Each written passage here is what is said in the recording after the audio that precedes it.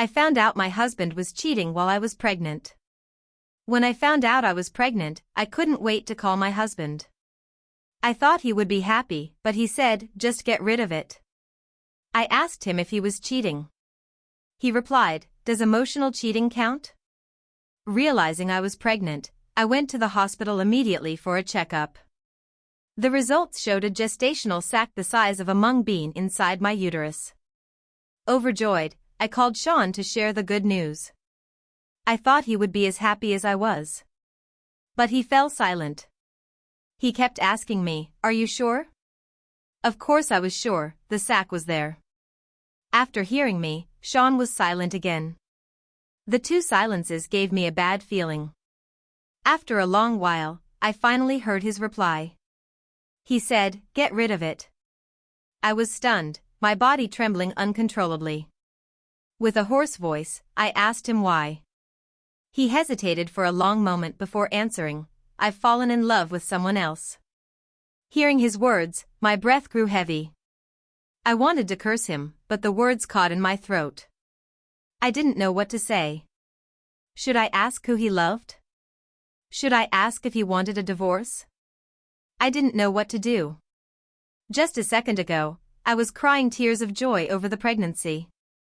The next second, my husband told me he loved someone else. Sean's voice came through the phone, his cold words piercing my heart like a knife. I met a girl who just graduated, she's youthful and vibrant, like a rosebud about to bloom. She's passionate, lively, and adorable. I like her and want to be with her. I swallowed my anger and choked out, so you cheated? From the other end of the line came the sound of Sean and a woman laughing together. Does emotional cheating count? Rachel, it's been 10 years. I don't want the rest of my life to be this dull and monotonous. I'm tired of this kind of life. Let's get a divorce. I don't want the child. Hearing Sean's heartless words, my fingertips dug painfully into my palm. I asked blankly, you like her that much? He chuckled softly and said calmly, it's not really about liking her. I just realized our relationship has grown dull. I realized I don't seem to love you as much anymore. I covered my mouth and began to sob. My nails sank deeply into my palm. What could I say? My mind was a tangled mess. He went on, the house, the car, the savings, they're all yours. I just want the company, and I'll give you 20% of the annual profits as dividends. I've already sent you the divorce agreement by email. Please sign it as soon as possible. Let's part on good terms, okay? Between the lines, it was all about compensation. He had only one goal, to get the divorce over with quickly. Why should you be with that young girl? In your dreams. When I got home, the feast I had ordered was already there. I originally wanted to surprise him. Now, it seemed pointless. I began to eat heartily all by myself. As I ate, tears involuntarily fell. Seeing the pregnancy test on the table, I couldn't help but feel wronged. Until the moment I found out I was pregnant, I had cried tears of joy. Finally, I had a love child of my own. Just 3 months ago, he told me he wanted a child. But in less than 3 months, he could already talk about getting rid of it. Thinking of this, I shuddered involuntarily. Sean said he was tired of me. But I could feel that he still loved me. I thought back to when we first met. Sean was very poor. To give me a romantic wedding, he worked during the day and delivered takeout at night. He did that for a whole 6 months. After we got married, he was always considerate and caring towards me. I never imagined that one day he would say he was tired of me. Marriage, after long companionship, naturally tends to become mundane. I think he was just attracted by the vitality of a young girl. After all, we were an old married couple. The thrill of first love had long since faded away in the daily grind of life. If he really didn't love me anymore, why wouldn't he just say it outright? So, when he said that as long as I kept the company, he would give me everything else, I realized he still had feelings for me. I have seen his cold indifference, his ruthless cruelty towards his opponents. It was a look of lethal intent. He wouldn't give his opponent even a moment to breathe. Even his own parents were treated the same way. I gently stroked my belly, thinking of the 10 years of feelings I couldn't bear to let go. I wanted to try once more. I took out my phone and dialed the number that had been etched in my mind over and over again. Soon, the phone rang. Sean's calm voice came through. "Rachel, what's up?" I clenched the phone tightly and recited the words I had rehearsed dozens of times in my heart. "I'm at home. I want to talk to you." He was silent for a long time, so long that I thought he had hung up. Finally, he uttered a soft hum. That weekend, he came back home.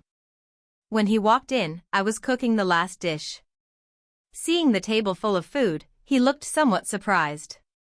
I invited him to sit down and eat first. After the meal, he took a cigarette out of his pocket and was about to light it, but then seemed to remember I was pregnant and put the lighter back into his pocket. Without the cigarette, his mood began to grow restless. He crushed the cigarette in his hand, staring at the trash can.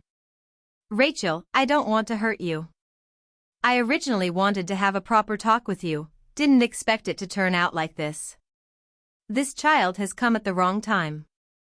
I'm only 33, I still have plenty of time in my life, and I don't want to waste it on the same day-to-day routine. I don't like purple, I don't like drinking plain boiled water, and I don't like eating corn. Every morning when I wake up, you force me to drink a big glass of plain boiled water. Do you know? I don't like plain water at all, it has no flavor. What I like most is drinking cola. Every day when I get to the office, the first thing I do is drink a Coke. And purple, you like purple, so the house is filled with purple flowers, purple clothes, purple sofa covers. Honestly, I can't take it anymore. I want passion, I want happiness. I'm fed up with this bland, boiled water kind of life." Hearing him say this, I looked at him in disbelief. I never expected he would see our 10 years of marriage this way. Marriage is like that. Those so-called eternal vows and undying love are just things from TV dramas. I looked into his eyes and said calmly, "Sean, life is naturally this ordinary. When we first met, I told you I liked drinking plain water, liked purple, liked eating corn, you knew that, right?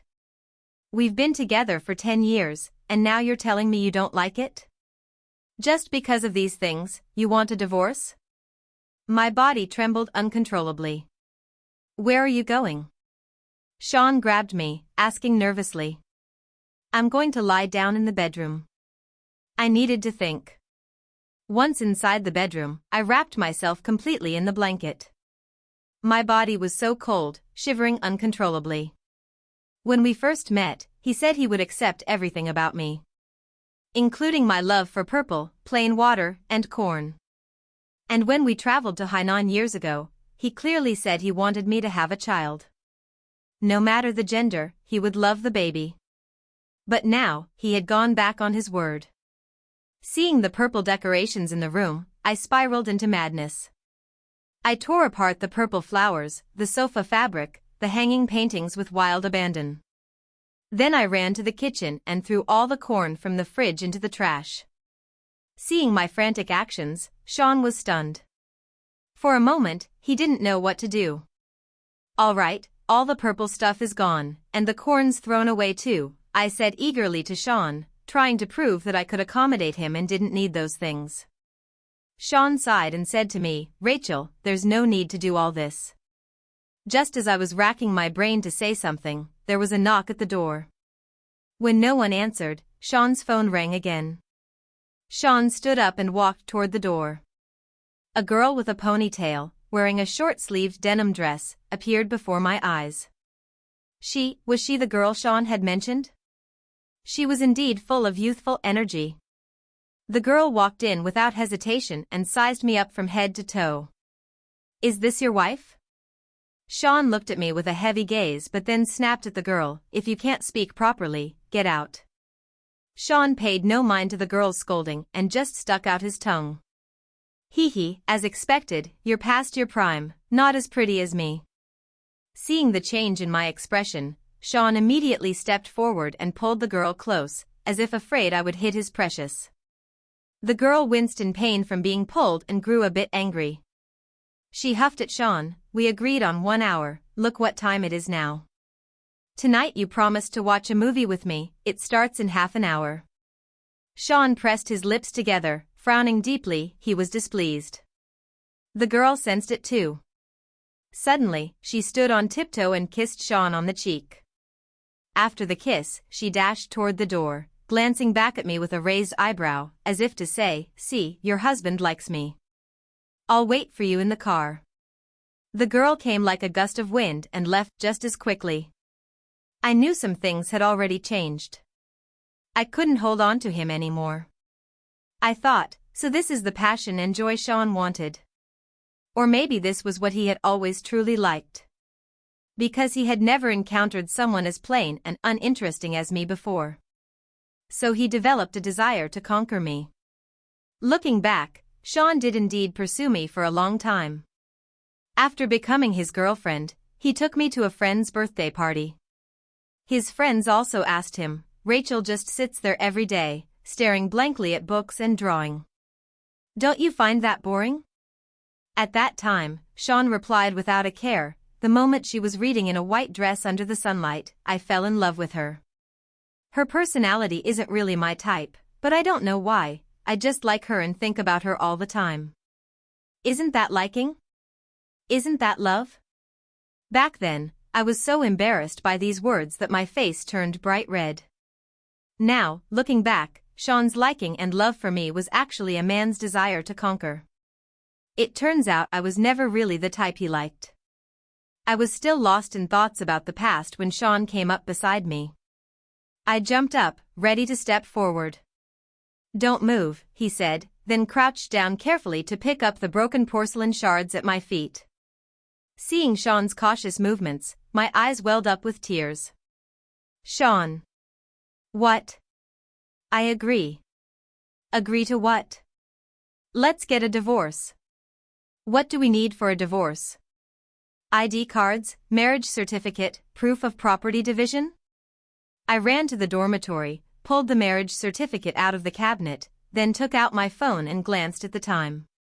4:30. I wondered if the Civil Affairs Bureau was still open to process the paperwork.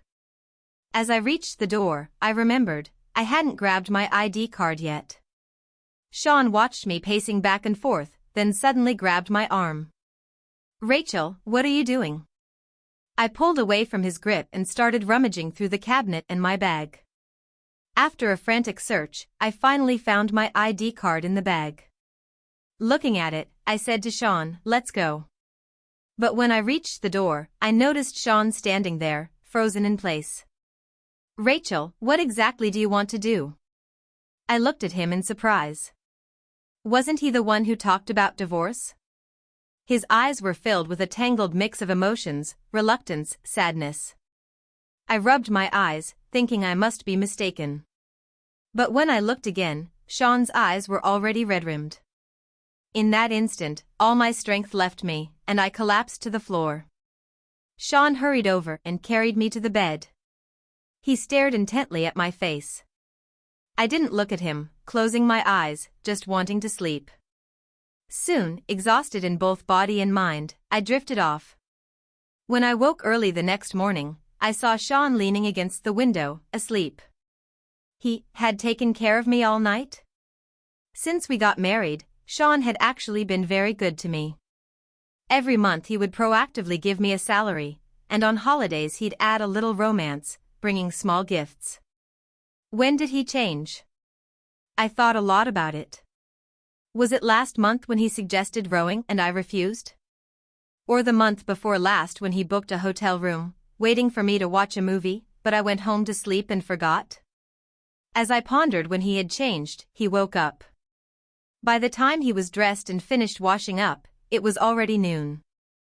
I casually cooked some noodles and invited him to eat with me. When I came out of the kitchen, I saw him sitting at the dining table, lost in thought. "Drink some water, never mind, I'll make you a cup of coffee." He rubbed his hair irritably. I said nothing, just placed the freshly brewed coffee on the table. After taking a few simple bites, I asked Sean, "Are you free this afternoon?" "Why?" "If you're free, let's go to the Civil Affairs Bureau and get things settled." Sean paused with the cup in his hand. "No rush, the property division isn't finalized yet." "That's unnecessary, didn't you say you'd keep the company and give me the rest?" Sean sneered, "You've got a good memory." I didn't say anything more. The marriage was over, but I couldn't be left with nothing. Sean and I had been married for 5 years, hoping for a child. The summer nights were cool with the river breeze. After dinner, we would walk around the artificial lake beside the park. Around 7 or 8 o'clock, the park was full of people. Some elderly were pushing strollers, and there were young couples in school uniforms. We walked hand in hand along the lakeside. At that moment, a little girl who had just learned to walk toddled over to Sean and immediately wanted a hug. Sean looked around, there was no adult nearby. He had no choice but to hold the little girl in his arms. That night, Sean was overjoyed.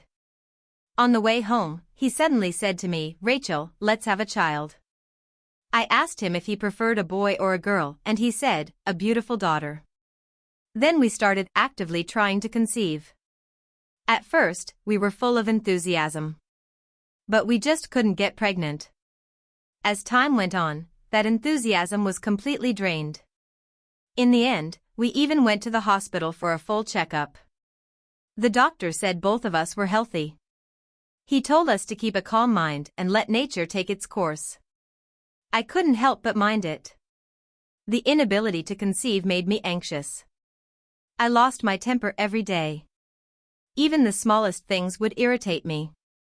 Sean would always comfort me, "It's okay, the child will come. Besides, we're still young. Isn't it nice to enjoy life as just the two of us for a while?"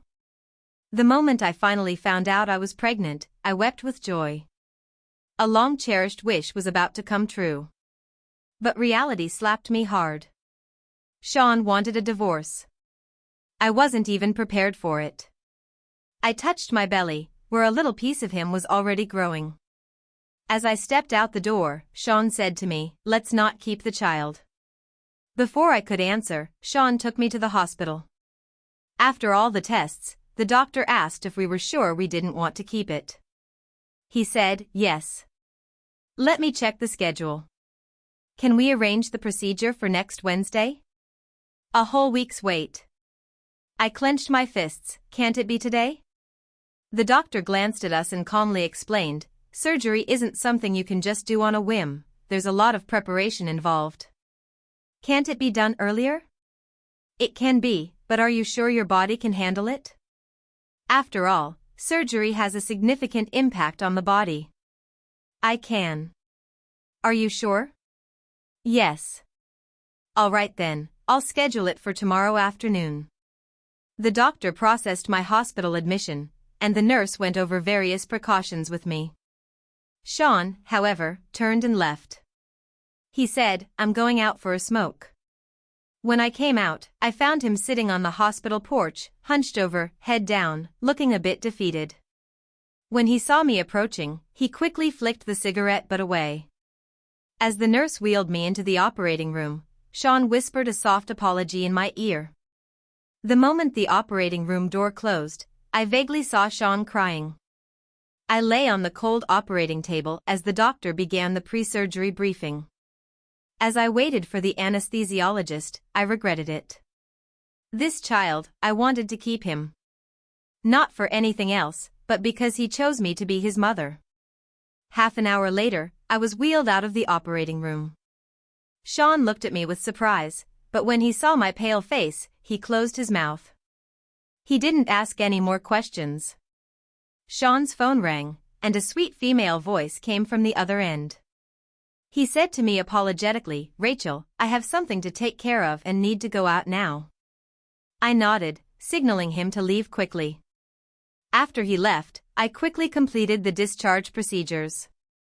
I didn't tell him the surgery hadn't been finished. I would raise the child on my own. On Monday morning, Sean and I arrived at the Civil Affairs Bureau on time.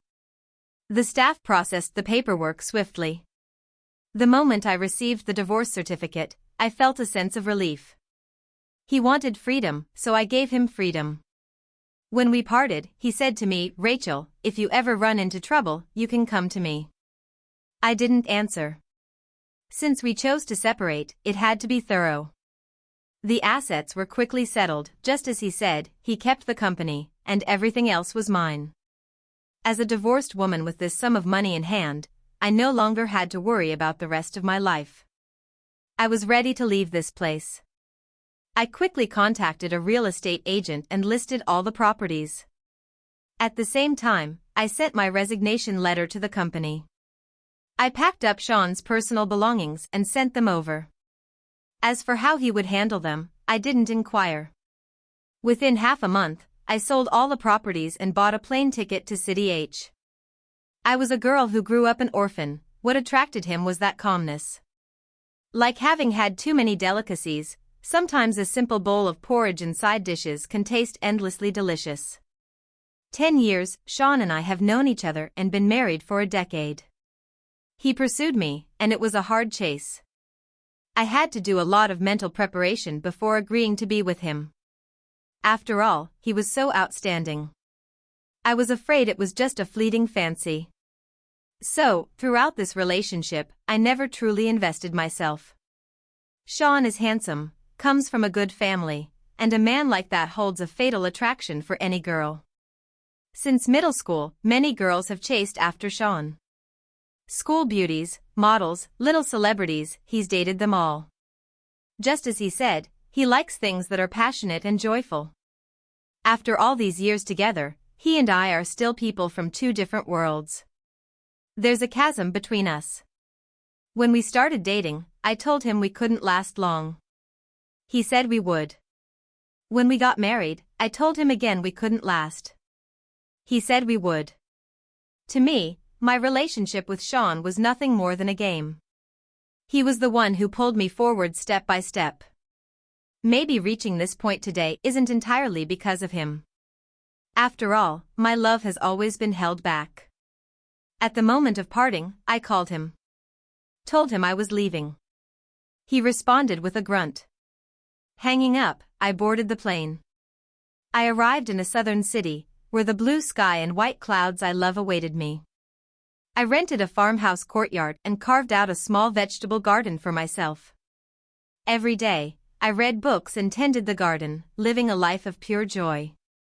At 6 months pregnant, my hands and feet began to swell, so I quickly hired an auntie to take care of me. Nourished by auntie's delicious cooking, I gained 20 pounds. At 38 weeks plus, my water broke. I gave birth to the child, barely escaping death. It was a boy. Seeing the wrinkles all over the baby's face, I felt a bit displeased. The nanny saw me smile and said that newborns look like this because they've been soaking in amniotic fluid for so long. After a while, once they grow out of it, they'll be beautiful. A month has passed, and the baby has grown fair and tender, truly adorable. During my confinement period, I also kept an eye on Sean's updates. He had changed girlfriends again. This time, it was a foreign woman. I wondered if this was what he called happiness. Sean found me. He saw the baby. The child was toddling in the garden. He asked if the baby was his. I said no. I conceived through IVF. Hearing this, he looked a bit disappointed. After all, he was the one who accompanied me through the surgery. He asked if I was doing well. I told him I was very well. I thanked him, saying that without him, I would have been just a 9-to-5 worker. Now, I have money and leisure. My greatest joy every day is raising my son and tending to flowers and plants. Life couldn't be happier. I stayed behind while he had dinner. He still wanted to stay here, but I refused. Between him and me, it was ultimately just a dream. When the time for dreaming is over, it's time to wake up.